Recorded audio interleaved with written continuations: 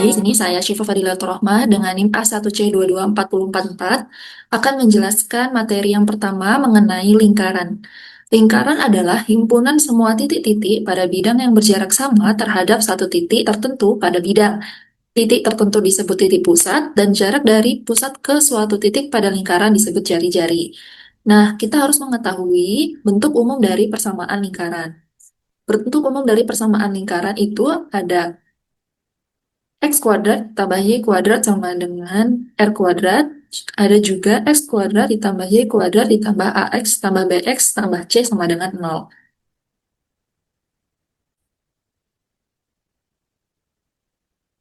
Baik, lalu kita masuk ke poin yang pertama. Ketika pusatnya 0,0 dan jari-jari R.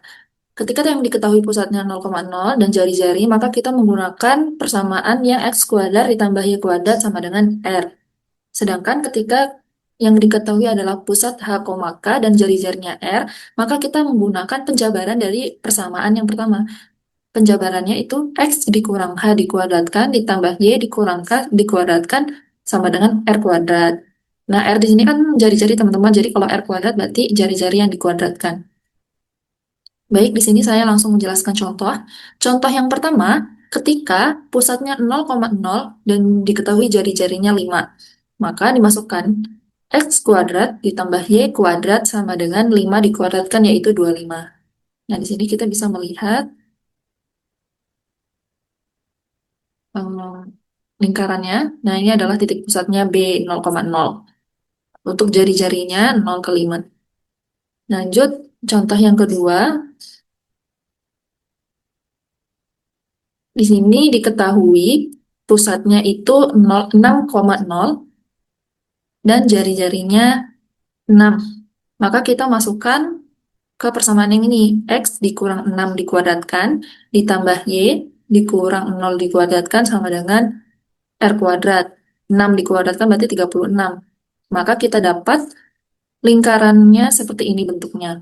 Ini B-nya 0,0, A-nya 6,0. Jadi kita bisa lihat bentuknya menggunakan aplikasi GeoGebra. Jari-jarinya 6.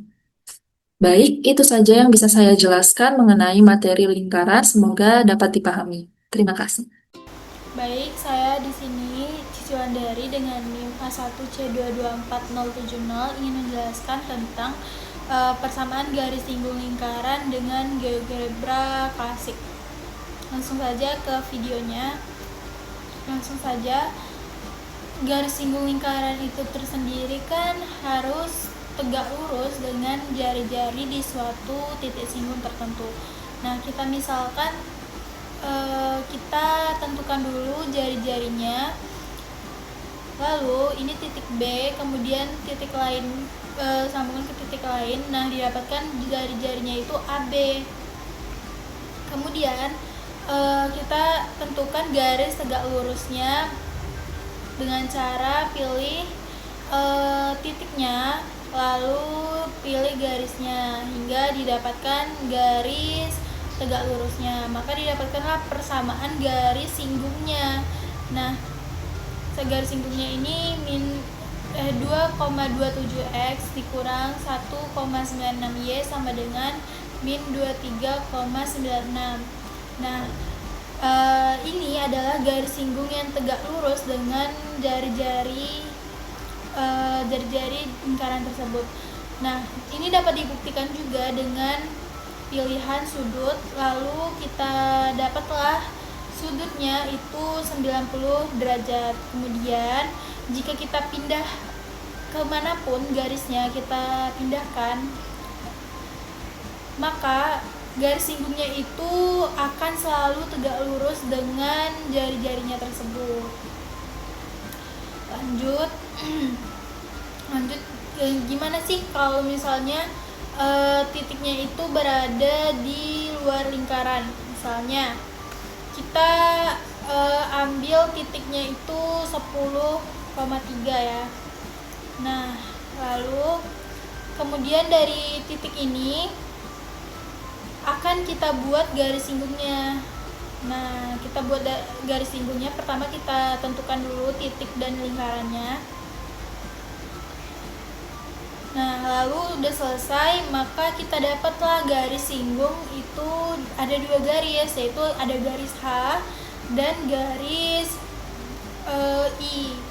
Nah, garis H itu 2,6x dikurang 4,5y sama dengan 39, minus 39,48. Nah, yang I-nya itu 2,6x dikurang 4,5y sama dengan 12,48. Nah, kemudian kita bisa cari titik singgungnya itu adalah perpotongan dari dua objek antara garis singgung dan lingkarannya. Nah, di sini kita lihat ada titik D dan titik E. Nah, jarak dari DC ke EC itu sama, yaitu kalau yang D itu kan titiknya 5,5 dan 5,6. Kalau yang E itu 5,5 dan 0,4. Nah, kita bisa tentukan juga garis jarak dari DC ke EC itu tuh sama. Nah, kita lihat di sini langsung aja kita ke jarak atau panjangnya. Kita ukur itu D dengan C itu 5,2. Lalu ada juga jarak EC itu sama dengan 5,2 juga. Maka itu jaraknya sama.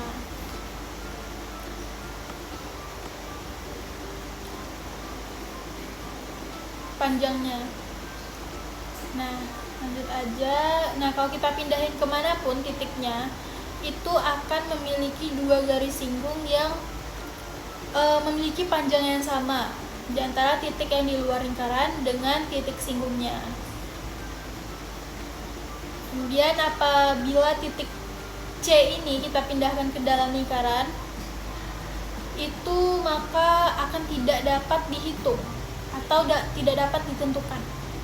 Nah, ini semua berarti tidak terdefinisi atau juga berada di lingkarannya.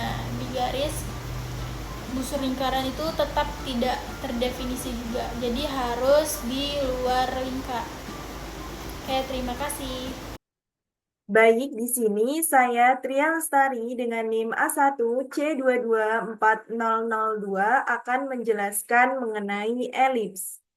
Bentuk elips seperti lingkaran yang dipipihkan. Elips didefinisikan sebagai himpunan titik pada bidang datar yang jumlah jaraknya terhadap dua titik tertentu selalu sama. Kedua titik tertentu itu dinamakan titik fokus elips.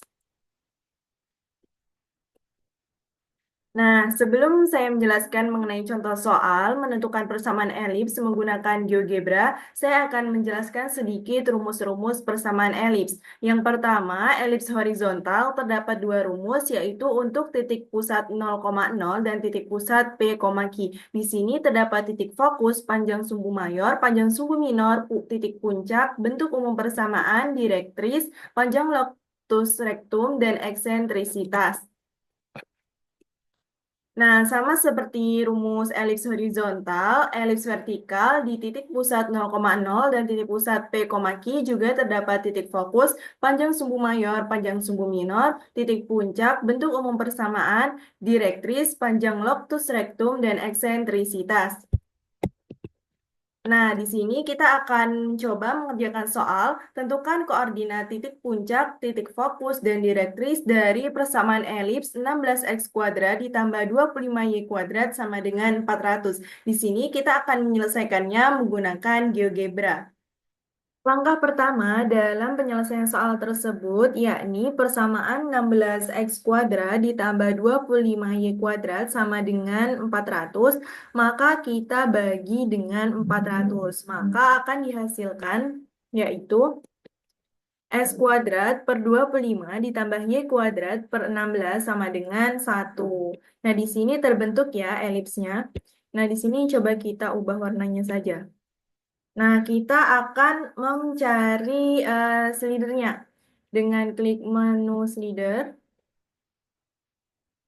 kita akan buat slidernya di sembarang tempat. Yang pertama itu ada slider A dengan incrementnya itu 1. Kita klik OK. Kemudian yang kedua itu ada slider B dengan incrementnya juga 1. Kita klik OK. Nah, sudah terbentuk slider A dan slider B. Nah, di sini untuk slider A ini kita arahkan ke 5. Untuk B-nya ini kita arahkan ke 4. Kenapa teman-teman? Karena akar dari 25 itu adalah 5 dan akar dari 16 itu adalah 4.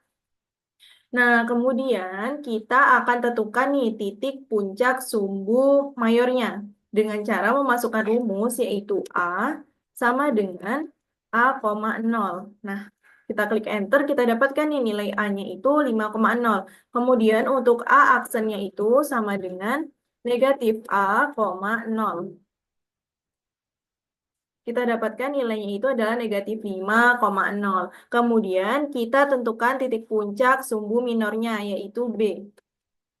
B-nya sama dengan 0, B.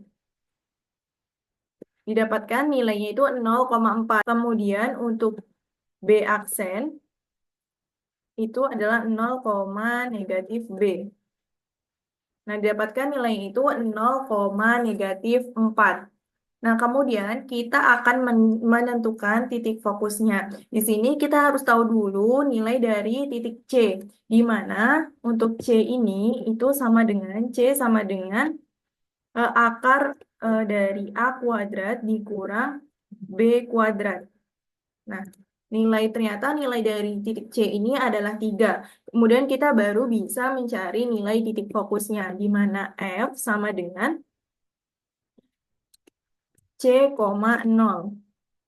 Nah, didapatkan nilai titik fokusnya itu adalah 3,0. Untuk F aksennya itu sama dengan negatif C, 0. Nah, didapatkan F aksennya itu negatif 3,0.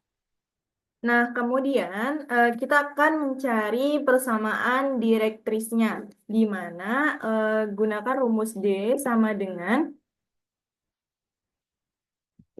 A kuadrat per C. Nah, di sini kita dapatkan nilainya itu, direktrisnya itu adalah 25/3. Nah, ini adalah bentuk dari elips dari persamaan 16x kuadrat ditambah ditambah 25y kuadrat sama dengan 400. Nah, di sini ada titik koordinat puncak sumbu mayor yaitu A dan A aksen. Kemudian ada titik koordinat sumbu minornya yaitu B dan B aksen. Kemudian juga ada titik fokusnya F dan F aksen dan ada persamaan direktrisnya. Nah, beginilah cara menentukan persamaan elips dari soal tadi. Terima kasih.